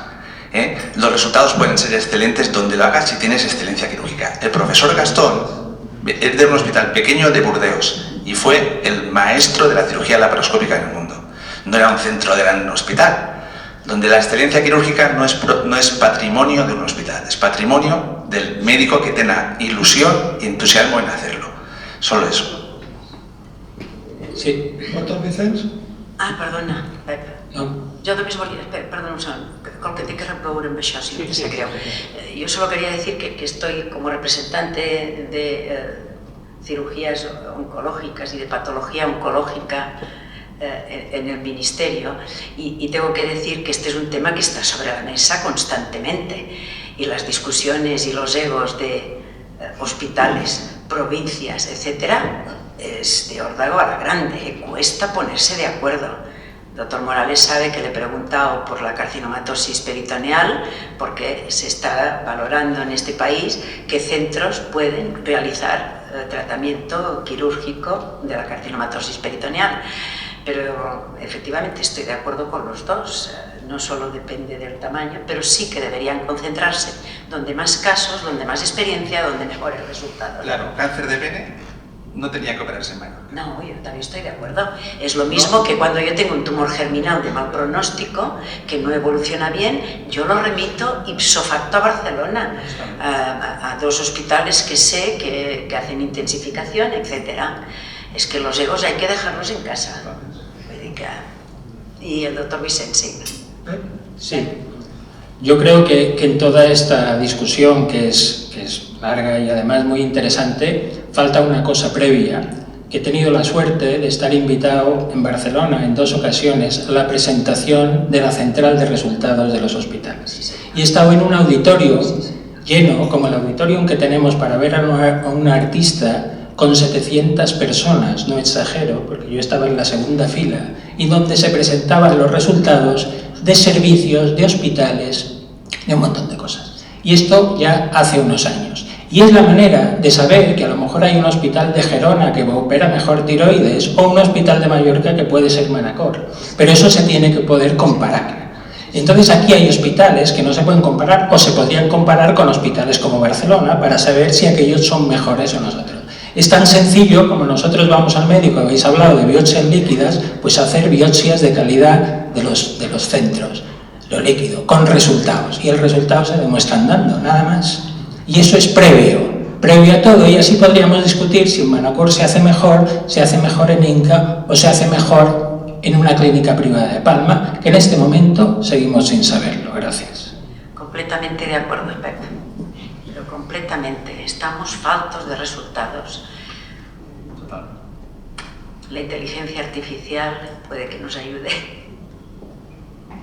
La última pregunta, que es de sí o no, para los tres. ¿Los resultados de supervivencia de Baleares son asimilables a los resultados de supervivencia en el resto del Estado? Yo creo que desconocemos los datos. Yo los he puesto. He puesto las tasas de mortalidad del hospital, las de morbilidad del hospital, y son equiparables a las internacionales y nacionales en los centros de referencia. Sí. Doctor, ¿ya? Yo no me atrevería a afirmarlo. La verdad es que intuyo de que, por ejemplo, los resultados oncológicos de la prostatectomía radical, ya lo he dicho antes, o sea, son muy buenos. La casa abierta, la laparoscópica o robótica son equivalentes en cualquier centro de España, y en cualquier comunidad. Ahora, resultados del cáncer de próstata avanzado, aquí ya tendremos en consideración otras consideraciones, pero yo creo que sí. Yo creo que un paciente aquí en ese tipo de tumores, no como un cáncer de pene yo lo mando al Ivo, a Valencia, solo veo 1 a 2 al año, no lo voy a tratar bien a este paciente. Pero un cáncer de próstata, cáncer de riñón, cáncer de vejiga, los resultados de aquí son equivalentes a cualquier centro de España, seguro. Antes de terminar, espero que la Academia Médico-Quirúrgica, aunque nos haya tachado, lo haya hecho con un bolígrafo de esos indeleble, de manera que siga abierta para futuras colaboraciones. Ahora los presidentes darán la última palabra y cerrarán el acto. Sí, muchas gracias. Bueno, yo quería hacer un breve... ¿Vamos desde aquí o desde aquí?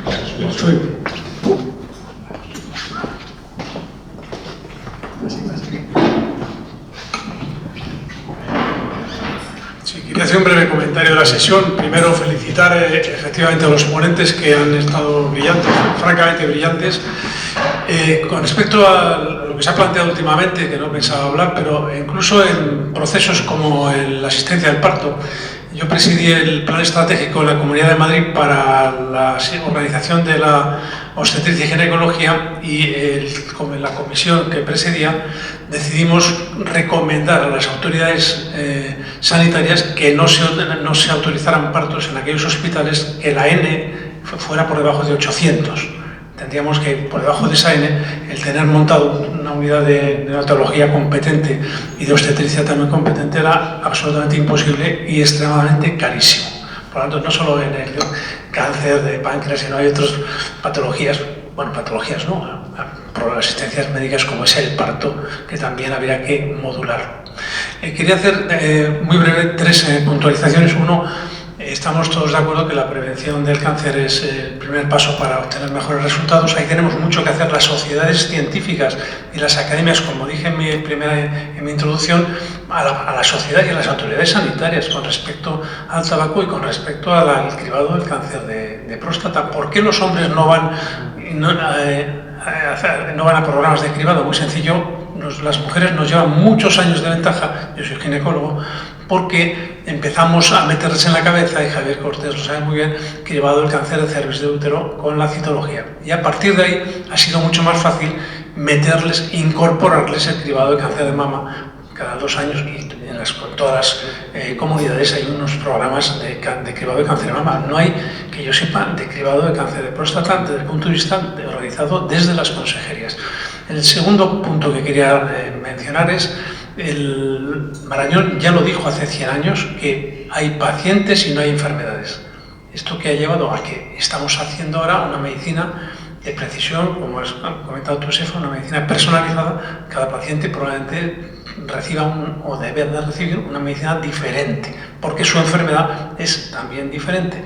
Y por último, el tema de los manejos multidisciplinares. A mí me parece absolutamente fundamental, no solamente en la oncología, que hemos tratado hoy, sino en casi todo. De hecho, el premio de la Academia Médico-Quirúrgica Española, que por cierto está en abiertos, termina el 1 de diciembre, para obtener el premio al mejor trabajo publicado es que sea multidisciplinar, mínimo 4 especialidades. O sea, la medicina hoy creo que tiene que ser multidisciplinaria. Bien, muchas gracias y perdonen. Gracias, profesor Ortiz, por sus palabras. Espero que sigamos colaborando las 2 corporaciones debido a la Street de hoy. También felicitar otra vez a los ponentes y al moderador de esta reunión y agradecerle a ustedes su presencia. No me queda más que decirles que se levanta el acto. Muchas gracias.